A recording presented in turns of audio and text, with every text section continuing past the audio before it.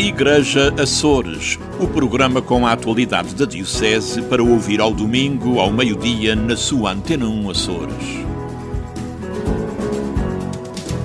Olá, seja bem-vindo a mais uma edição do Igreja Açores. Hoje a nossa convidada será Maria do Céu Patrão Neves, a professora de Ética, vai estar à conversa connosco nesta semana em que inicialmente estava prevista a votação da eutanásia na Assembleia da República, uma votação que foi agora adiada. Mas antes vamos à atualidade da Diocese açoriana.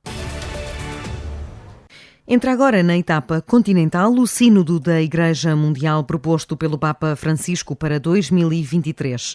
Até 13 de janeiro, todas as ouvidorias são chamadas a responder a um documento de reflexão comum, como explica o Monsenhor José Constância, da Comissão Diocesana Coordenadora do Sínodo. É a chamada etapa continental. Depois da etapa, diríamos, diocesana e nacional, foram para Roma os resultados. E uma equipa em Roma, em ambiente de sinodalidade, isto é, em reflexão, discernimento, oração, fizeram um documento que foi enviado, digamos, aos continentes e, como Portugal faz parte do continente europeu, naturalmente que as igrejas de Portugal receberam este documento. Este documento chegou à nossa Diocese e foi enviado pelo Presidente da Comissão Coordenadora do Sínodo, o Cônego Helder. Agora, cada paróquia deverá, na medida do possível, estudar o documento e refletir e dar o seu parecer à ouvidoria.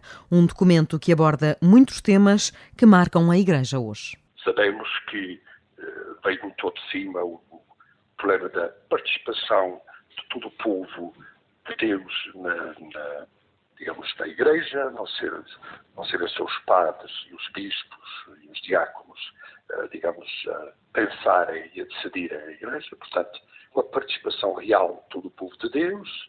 O problema das mulheres, o aproveitamento da mulher na Igreja, não só sob o ponto de vista, diríamos, da sua reflexão, da sua participação apostólica, mas também em termos de instâncias do governo, e até alguns põem o problema da questão dos ministros, ou da ministerialidade ordenada, dos ministérios ordenados para as mulheres.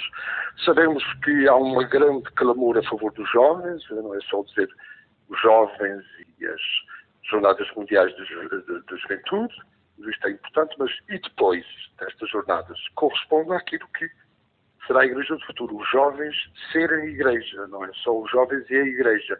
Os jovens terem um papel muito ativo na Igreja e terem em conta os problemas que eles colocam do ponto de vista da Igreja presente no mundo, problemas da afetividade, sexualidade, etc, etc.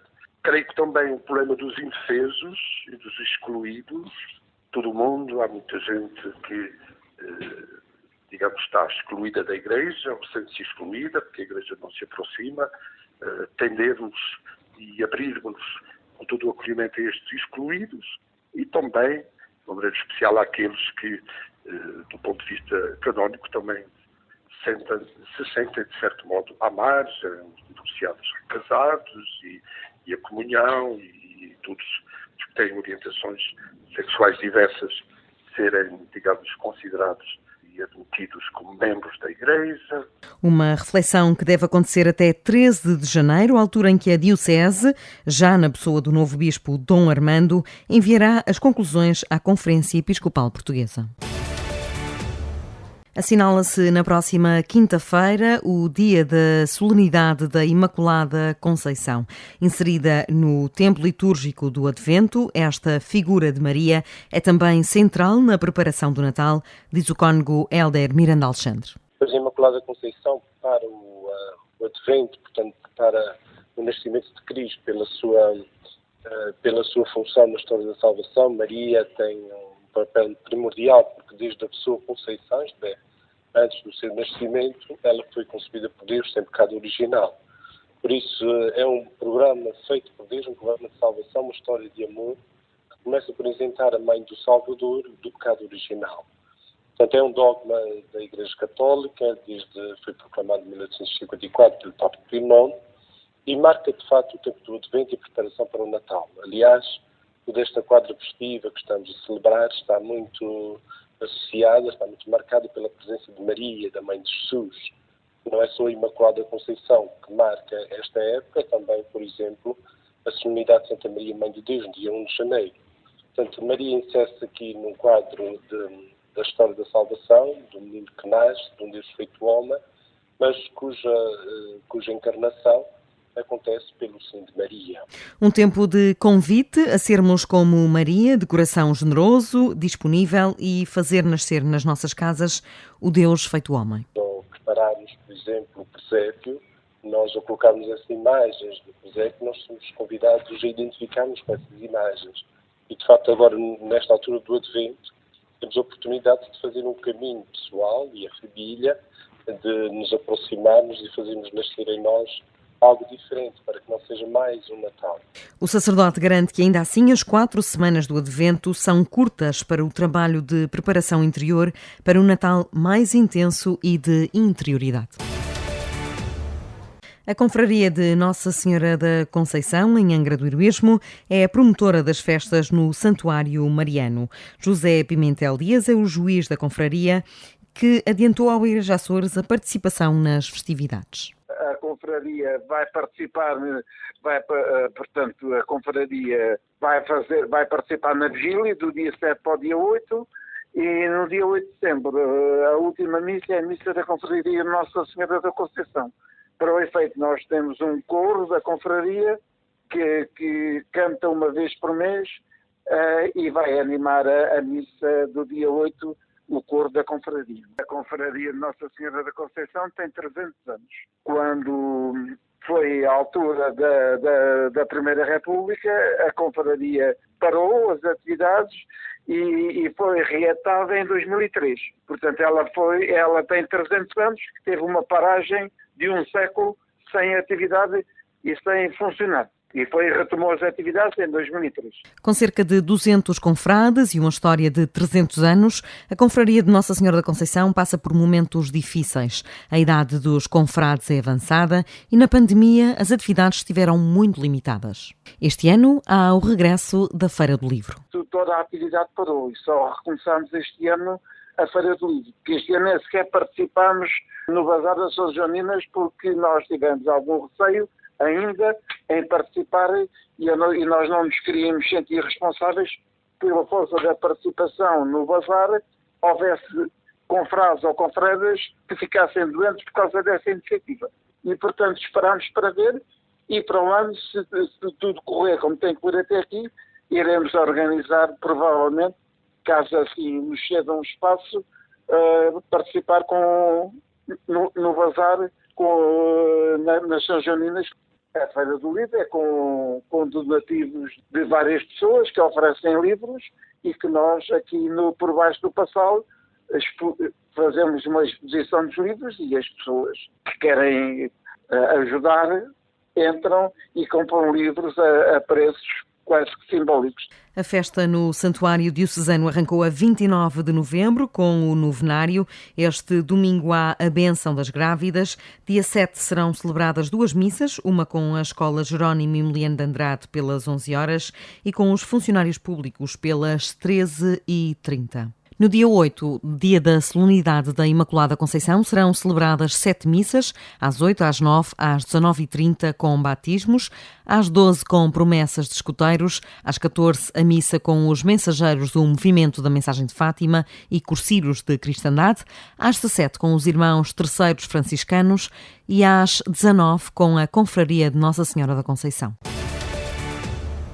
O Coral de Santa Catarina, com sede na paróquia de Castelo Branco, no Faial, assinalou este sábado 20 anos de existência, com uma celebração eucarística e um concerto comemorativo na Igreja do Carmo, como explicou o ouvidor da Horta, padre Marco Luciano Carvalho. Um concerto comemorativo dos 20 anos do Coral de Santa Catarina, com a participação, como não poderia deixar de ser, do Coral de Santa Catarina e também do coro da Catedral de Aveiro.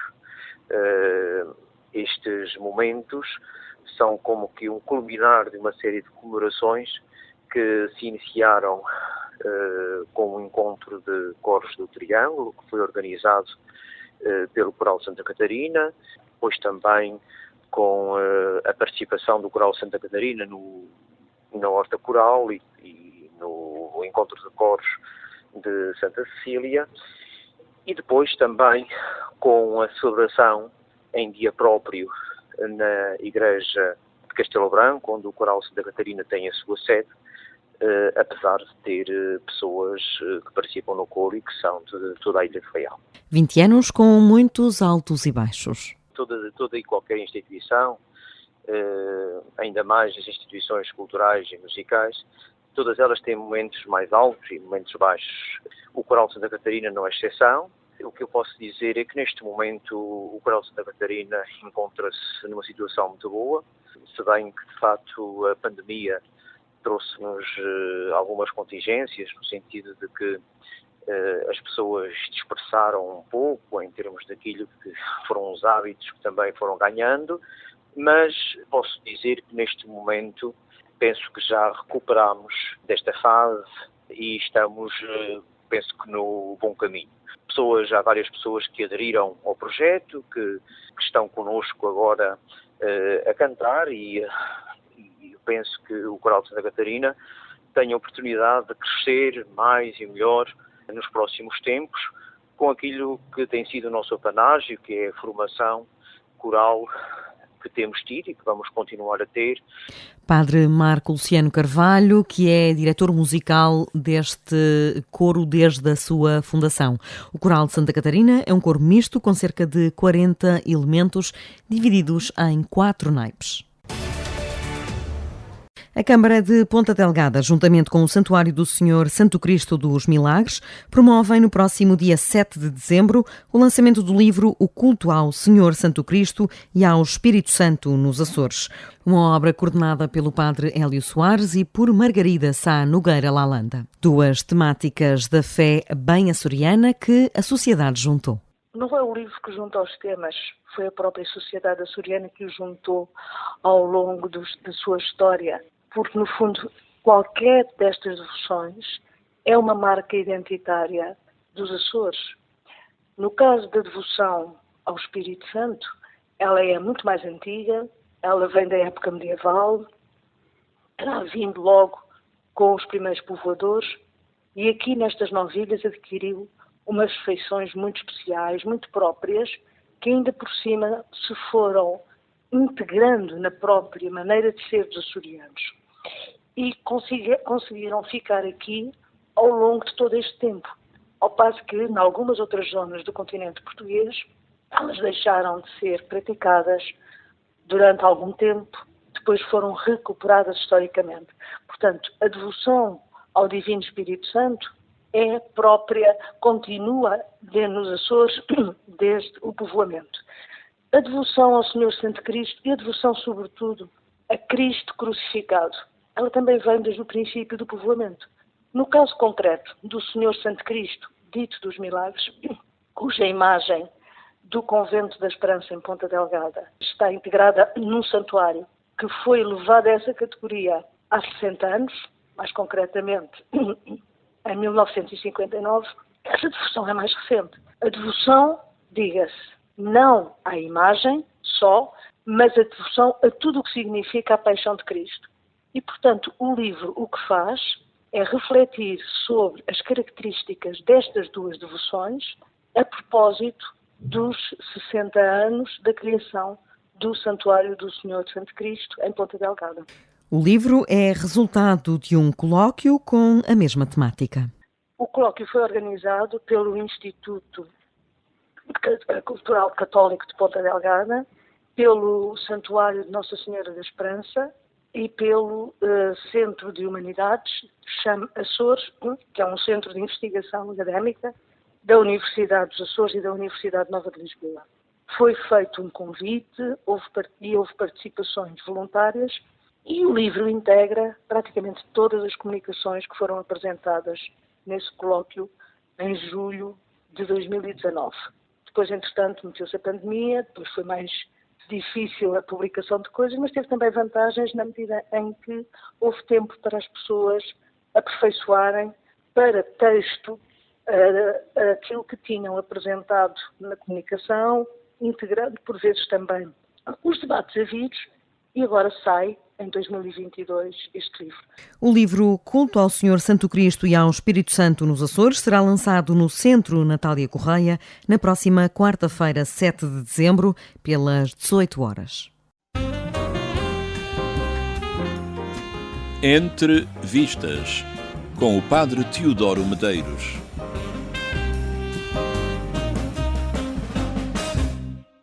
Fire of Love é um documentário-homenagem sobre a vida do casal Katia e Maurice Kraft, ou mais exatamente, sobre a paixão que os animava, o estudo dos vulcões. O fogo do título toma, portanto, um sentido radical à medida que as imagens do seu trabalho passam na tela. O casal dirige-se sempre para o último caso de erupção, avançando na direção contrária de todos, chegando muitas vezes aonde ninguém quer chegar. Graças a este comportamento temerário, são-nos proporcionadas imagens de rara beleza, naquela categoria do belo horrível que é desarmante e extasiante ao mesmo tempo. Os Kraft tinham uma ousadia rara, uma quase total falta de respeito pelos monstros que enfrentavam. Deixaram um legado inesgotável de filmagens e fotografias, a que este filme recorre constantemente. Os resultados são estonteantes e informativos ao mesmo tempo. Este é um filme que imprime as suas imagens na nossa memória para sempre. Fire of Love é a história deste amor tão científico e tão humano, tão voraz que vem mesmo a consumir os dois amantes. Bom visionamento, boa semana e um santo domingo para todos.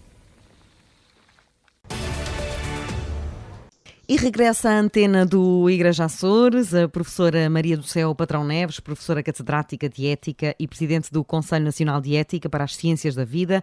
É também vice-presidente do European Group of Ethics and Science and New Technologies. Voltamos à conversa porque o diploma eutanásia volta à ordem do dia, esteve para votação esta semana, foi adiado por solicitação do Partido Chega. O PS, PSD e Iniciativa Liberal votaram favoravelmente a esse adiamento e justificam esta decisão com a importância deste diploma. No entanto, o PS garante que quer a lei aprovada ainda em 2022. Professora Maria do Céu, já temos debate e conhecimento suficiente para esta votação. Eu acho que falamos há cerca de 2 anos sobre este assunto, e era essa a sua aquilo que defendia, que ainda não havia debate nem conhecimento suficiente para isso. De facto, esta iniciativa legislativa, que já esteve para ser votada 2 vezes, aliás, agora a terceira que foi cancelada, esta iniciativa legislativa tem o seu princípio remoto já desde 2015 e por isso, aparentemente, nós diríamos, bem, já tivemos tempo suficiente para conhecer a proposta, perceber claramente o que é que está em jogo e por isso, digamos que a sociedade portuguesa estaria amadurecida em relação a esta matéria para poder compreender a decisão dos deputados, uma vez que a própria população não é chamada a votar através de referendo. E, no entanto, eu devo dizer que, ouvindo os múltiplos debates que vão tendo lugar na própria semana em que se prevê a votação, falando com inclusivamente profissionais de saúde, circunstâncias várias da minha atividade profissional, eu ainda me atrevo a dizer que o desconhecimento em relação a estas matérias é bastante amplo. Porque entendo, por esta experiência que aqui relatei, que as pessoas continuam a não perceber exatamente o que é eutanásia, que fazem clara confusão entre uma designada eutanásia ativa e eutanásia passiva, maior confusão ainda entre a designada eutanásia, distanásia, ortoeutanásia, E verdade se diga também, o documento que está para ser votado também a não ajuda a clarificar. Porquê? Até porque nas próprias definições, o seu artigo 2º, nas definições, apresenta primeiro uma definição sobre morte medicamente assistida, depois sobre suicídio medicamente assistido e depois sobre eutanásia, como se tratassem aqui de 3 realidades distintas. Ora, afinal, para quem é conhecedor e por isso consegue perceber o que é que o legislador queria dizer, aquilo que eu percebo que o legislador queria dizer é que a morte medicamente assistida, para ele, inclui o suicídio assistido e a eutanásia propriamente dita. Mas quer dizer, nem mesmo o diploma legislativo ajuda à clarificação dos conceitos. Por isso, é com alguma tristeza que eu digo que, de facto, foi possível cansar a sociedade portuguesa com o debate da eutanásia, porque realmente há um certo cansaço sobre este tema, mas paradoxalmente este prolongamento e este cansaço em relação à matéria parece não ter contribuído de todo para a clarificação da mesma. É daqueles temas que, quando desaparece da ordem do dia na Assembleia, também desaparece do debate público no geral, na sociedade. Portanto, adormece. Mas se isso acontece, e eu creio que a Tatiana tem razão, se isso acontece é porque, atrevo-me eu aqui a especular, é porque a própria sociedade portuguesa não está muito empenhada neste mesmo debate, o que, do meu ponto de vista, se justifica por 2 ordens de razões. A primeira é porque a própria legislação portuguesa já tem um dispositivo legal mais do que suficiente para permitir o controle em fim de vida por parte do cidadão português. Não apenas as diretivas antecipadas de vontade desde 2012, mas também um decreto-lei sobre direitos das pessoas em contexto de doença avançada e em fim de vida de 2018, que inclusivamente prevê a sedação paliativa. Por isso, eu diria que, excluindo a eutanásia, tudo mais é permitido na lei portuguesa no que diz respeito ao controle que cada cidadão comum pode fazer do seu processo de fim de vida. E por isso esta poderá ser uma razão, estou aqui a nível de especulação, esta poderá ser uma razão para justificar um certo adiamento das pessoas em relação a esta matéria. O outro aspecto é que nós já vimos vivendo em Portugal desde há alguns anos, por força da pandemia, sem dúvida, mas não só, por alguma insuficiência crónica do Sistema Nacional de Saúde, o cidadão português vem verificando que não encontra resposta atempada e satisfatória no Sistema Nacional de Saúde para aquilo que são as suas necessidades. E assim é compreensível que o cidadão comum considere que é muito mais importante para ele ter acesso a um médico de família, o que não acontece para todas as pessoas, que é mais importante não ter tempos de espera tão prolongados como aqueles que se verificam nas urgências, é mais importante ter cirurgias agendadas e efetuadas em tempo oportuno e não em listas de espera que ultrapassam os máximos aceitáveis. É mais importante para quem sofre ter acesso a cuidados paliativos, quando nós sabemos que apenas 30% da população é admitida em cuidados paliativos e já, mesmo estes 30%, já numa fase bastante avançada da sua doença e do seu sofrimento. Por isso, há aqui um leque de questões relativas à saúde que o cidadão português certamente privilegia em relação à eutanásia, que será uma lei que responderá às expectativas de uma franja da sociedade, a casos muito particulares, enquanto que todos os outros exemplos que eu aqui dei são importantes para a esmagadora maioria da população portuguesa. Temos um partido tendencialmente favorável, com a maioria absoluta na Assembleia da República. Acha que esta poderá ser uma votação política ou que os deputados vão fazer desta uma bandeira individual? Eu não estou na mente dos deputados. Em relação a essa sua tão pertinente questão, teria 2 comentários a fazer. Um primeiro, relativamente à dimensão política desta iniciativa sobre a eutanásia.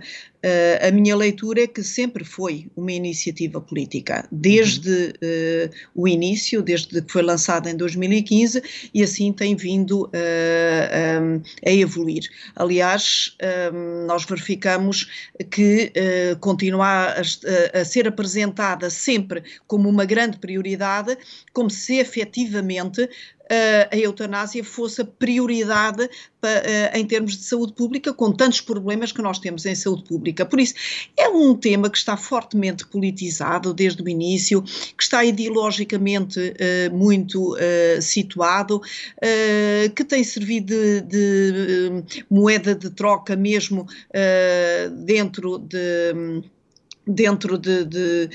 um contexto de políticas públicas mais alargado. Por isso, este assunto está efetivamente politizado. O outro comentário que gostaria de fazer, quando me pergunta se os deputados vão votar a partir do seu alinhamento político-partidário ou em consciência, porque penso que foi essa mesma a sua pergunta, eu fico sempre um bocadinho perplexa quando as direções dos partidos políticos, com um discurso francamente autolaudatório, dizem que vão dar liberdade de voto aos senhores deputados para eles votarem em consciência, porque a matéria é uma matéria que diz respeito sobretudo a questões de consciência e a questões de valores. E a minha perplexidade vem do seguinte: como é que é possível que os deputados que estão no Parlamento português representando o cidadão possam votar em consciência e o cidadão português não possa votar em consciência? Eu isto não compreendo. Eu compreendo que o deputado vote de acordo com o programa, com a apreciação que faz do que está em votação, à luz do programa eleitoral do seu partido político, que foi votado pelo cidadão português. Agora, se não é este o caso, e se considera que os senhores deputados devem votar em consciência, eu não vejo porque que a consciência moral do senhor deputado, da senhora deputada, é superior à consciência moral do cidadão comum. Então, a única resposta teria sido necessariamente o referendo. Não é para votar pela consciência moral que os deputados foram eleitos. Eles estão lá como representando e como executores de um programa político que foi escrutinado pelo povo português em eleições. Todas as iniciativas que foram sujeitas à apreciação por parte do Parlamento, iniciativas tendentes ao referendo, foram chumbadas, por isso esta não é já uma hipótese. Se acompanhamos a vida política portuguesa e também a dinâmica do nosso Parlamento, não temos grandes dúvidas que este diploma sobre morte medicamente assistida, quando for votado, e se há muito rapidamente, porque há uma pressa enorme de votar este documento, quando for votado em Parlamento vai ser aprovado. Porque maioria, veremos, contar-se-ão os votos depois, mas penso que ninguém tem dúvidas neste momento que ele será aprovado. A questão que nos sobra é, efetivamente, se ele será ou não promulgado, ou seja, qual será a decisão do Sr. Presidente da República em relação ao documento que chegará às mãos. Como é que este é um documento que nos obriga a refletir sobre o modelo de sociedade que queremos? Acha que há ainda prioridade para a vida num mundo de guerra e onde os interesses económicos se sobrepõem cada vez mais ao valor da vida? Permita-me que tome a sua questão sobre o valor da vida, mas ainda à luz deste documento que temos para votação iminente. Porque eu penso que essa questão pode ser colocada também só aqui em relação a este documento sobre morte medicamente assistida, que é o nosso grande tema hoje. Aquilo que nós verificamos na legislação portuguesa, como em geral, é que quando se avança com qualquer tipo de iniciativa legislativa nesta área, se faz uma ponderação entre a obrigatoriedade do Estado de proteger a vida e a obrigatoriedade do Estado de respeitar a autonomia do doente. Por isso nós temos aqui dois valores que estão a ser, ou tentar ser equilibrados: a proteção da vida e a autonomia da pessoa. E aquilo que nós verificamos, mesmo neste documento sobre morte medicamente assistida, é que no início a ponderação era uma e neste momento a ponderação vai cada vez mais para dar força à autonomia do doente, aparentemente para dar força à autonomia do doente. O que é que eu quero dizer com isto? Em iniciativas anteriores, que acabaram por não vingar, tínhamos nomeadamente a obrigatoriedade de doença fatal para se solicitar a morte medicamente assistida, o que já não acontece. Neste momento o requisito é sofrimento de grande intensidade, com lesão definitiva de gravidade extrema, ou nem sequer uma copulativa, é uma disjuntiva, ou doença grave e incurável. Por isso, quando se apaga o requisito da doença fatal e se substitui pelo texto que eu agora li, significa que se está a abrir bastante mais o leque de possibilidades e, por isso, de candidatos para a morte medicamente assistida. Neste raciocínio, a proteção da vida foi diminuída e a autonomia do paciente parece ter sido aumentada. Enfim, a partir deste raciocínio, nós diríamos, pois, há um desequilíbrio. Mas o que é interessante, ou talvez não, é simplesmente paradoxal, é que esta suposta autonomia do doente é depois negada também no próprio documento. E isto porquê? Porque por mais que o paciente vá requerendo a morte medicamente assistida, quem vai tomar a decisão final é sempre um designado médico orientador. E este médico orientador pode até nem sequer ser da confiança do doente. Nem sequer é um especialista da patologia que leva o doente a pedir a morte medicamente assistida.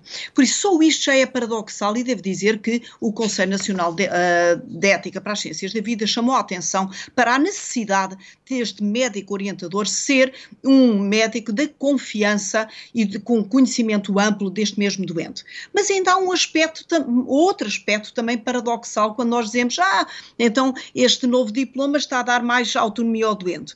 E o paradoxal, mais um, é o facto de no ato de assistência à morte, ou seja, no ato de eutanásia, o médico orientador estar obrigatoriamente presente, ter decidido que um outro seu colega vai estar presente, e a decisão é só dele, propor ainda a presença de mais algumas pessoas, de acordo com o seu entendimento, mas a própria pessoa, o próprio doente que solicita a eutanásia, tem que pedir autorização para que os seus, como é que eu lhe hei de chegar a chamar, para que as pessoas que supostamente considera, do ponto de vista afetivo, significantes para ele, que quer que estejam presentes no momento da sua morte, pois este pedido tem que ser sujeito à aprovação do médico orientador. Isto é já não só paradoxal, mas até aberrante. Então a pessoa pede a eutanásia e depois nem sequer ao abrigo do princípio da autonomia, e depois não tem autonomia para escolher quais são as pessoas que queres ter junto a si, a darem a mão, a fazerem uma festa, a estarem presentes, a ter o olhar no olhar no momento da morte. Precisa de autorização do médico orientador. Por isso, repare, este documento que vai ser votado muito proximamente pelos nossos deputados precisa de uma profunda revisão para fazer um mínimo de sentido, dentro do sentido possível. Porque, de facto, apresenta aqui vários elementos que são absolutamente paradoxais. E ainda me atrevo a chamar a atenção para mais um. Prevê-se, e aliás leio o texto da lei, ao doente que solicita a morte medicamente assistida, é sempre garantido, querendo, o acesso a cuidados paliativos.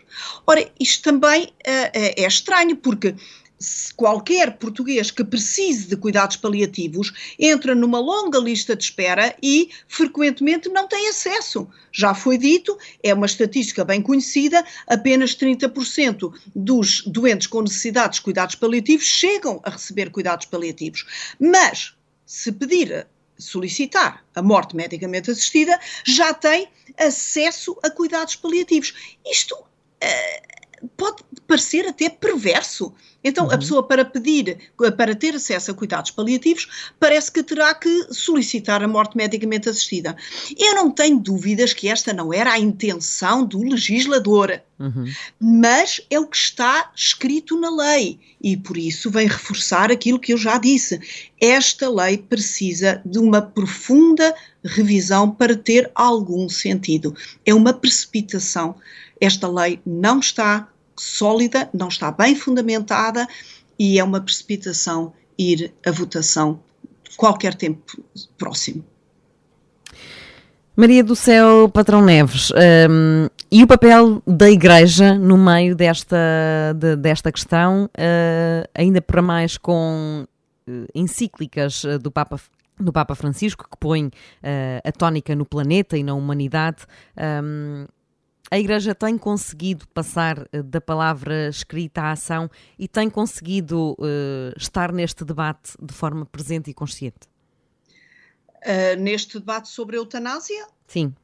Não creio, sinceramente não creio. Há vários movimentos de católicos, há uma posição oficial da Igreja, mas aquilo que nós verificamos é que mesmo o que eu poderia dizer o católico comum, mais frequentemente diz antes pedir a eutanásia do que sofrer.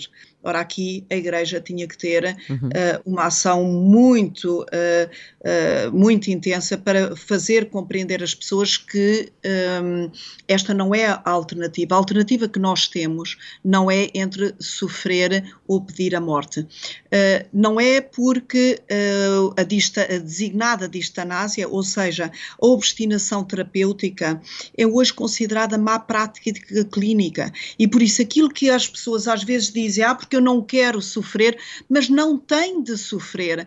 Nós neste momento em Portugal é muito claro para qualquer profissional de saúde que a obstinação terapêutica é uma má prática clínica e não deve ser praticada e que as pessoas devem ter cuidados adequados, devem ser libertas da dor, do sofrimento e por isso mesmo é que a nossa legislação até já permite a sedação paliativa para aquelas situações em que não foi possível, através de outras intervenções clínicas, apaziguar a dor. Por isso é preciso, aqui eu gostaria de ver a Igreja mais ativa no sentido de fazer compreender ao católico que a alternativa não é entre sofrer e pedir a morte.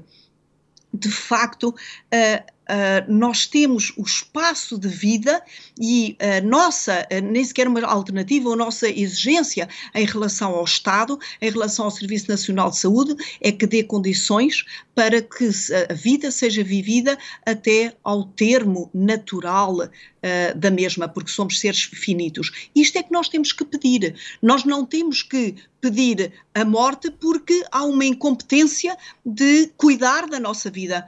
Não é esta a alternativa. Nós, no outro dia, ouvi a Isabel Neto dizer uma afirmação que realmente explica muito bem aquilo que está em causa. Ela dizia, para erradicar a pobreza, nós não matamos o pobre. Para erradicar o sofrimento acrescento, nós não devemos matar a pessoa. Nós temos que atuar onde está o problema. É no sofrimento que é preciso apaziguar. E a solução não é a morte, a solução é suprimir esse mesmo sofrimento. o sofrimento físico, o sofrimento psicológico, o sofrimento afetivo, o sofrimento social, através de ações pluridisciplinares que tenham atenção esta diversidade de dimensões da pessoa e que cuidem da pessoa. Uma sociedade que cuida dos seus, esta sim tem um perfil moral.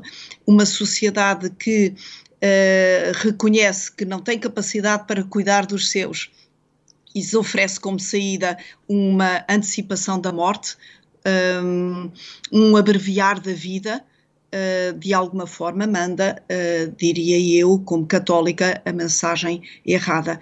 A mensagem de que, afinal, a dignidade humana se esgota, não é um valor absoluto e incondicional de cada um de nós, ela esgota-se, pelos vistos, e a pessoa torna-se absolutamente descartável num determinado momento, porque já não é útil para a sociedade. Eu acho que a maneira como nós cuidamos dos mais vulneráveis, a forma como nós dedicamos atenção àqueles que mais sofrem, isto é que define as pessoas individuais, como define a sociedade como um todo. E por isso eu considero que para as dificuldades da vida, mais vida e não morte. E esse é o maior testemunho de fé, que acredita ser um grande testemunho de fé, esse cuidado para com os mais vulneráveis? Porque de facto é este o exemplo, eu diria que é este o exemplo de Cristo, é o olhar para o pobre, para o órfão, para o viúva, tudo isto são formas de dizer numa sociedade que foi evoluindo, para aquele que sofre, para aquele que apela ao outro, para aquele que tem um olhar de apelo, de necessidade. No fundo é o que dá sentido à nossa vida. A nossa vida não se pode esgotar numa autossatisfação, no autoconforto, numa realização só do próprio. Nós somos seres sociais, nós somos seres de relação, nós somos comunidade. Ninguém vale nada sozinho e por isso é em comunidade que nós realizamos a nossa própria singularidade, que nós realizamos na relação com o outro. E por isso não há outra forma, ao exemplo de Cristo, mas eu ainda vou mais longe, mesmo para qualquer pessoa de bom senso, mesmo que seja ateia, uma pessoa de bom senso compreenderá que o viver o dia-a-dia, a procura hedonista do conforto, a autossuficiência, são bens que se esgotam em si mesmo, que não se replicam, que não deixam herança, que se esfumam no seu próprio momento. Nós só temos sentido, a nossa vida só tem sentido se for uma vida que na própria relação ajude a vida de todos. Nós vivemos melhor vivendo com os outros e ajudando os outros a viver. É a única forma em que a vida tem sentido. De outra forma, ela esgota-se a si mesma, ela é quase nada.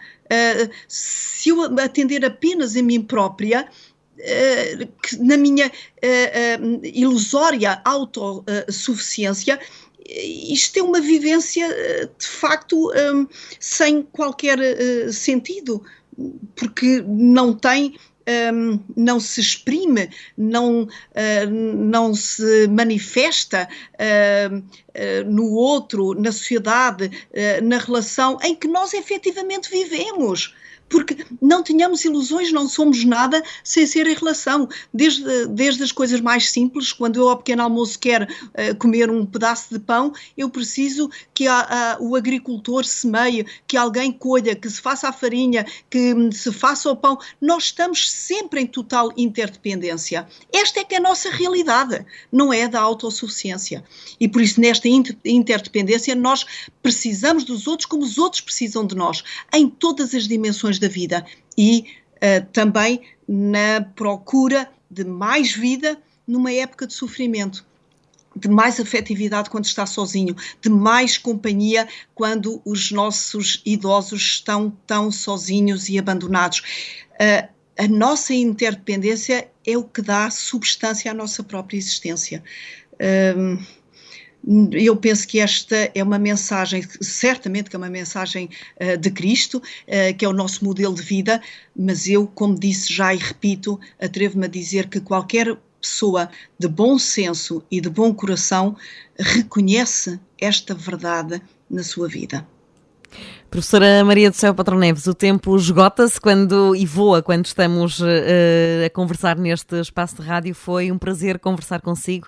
Fica aqui a sua posição e este apelo à revisão desta lei que, quer queiramos, quer não, muito provavelmente será aprovada na Assembleia da República e, segundo o Partido Socialista, ainda em 2022.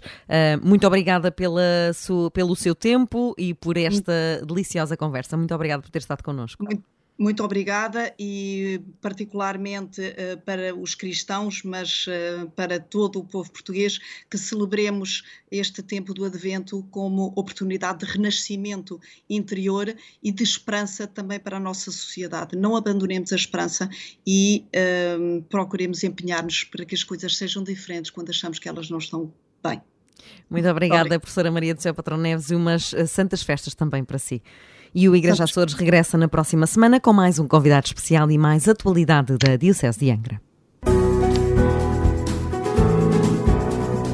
Igreja Açores, o programa com a atualidade da Diocese para ouvir ao domingo, ao meio-dia, na sua Antena 1 Açores.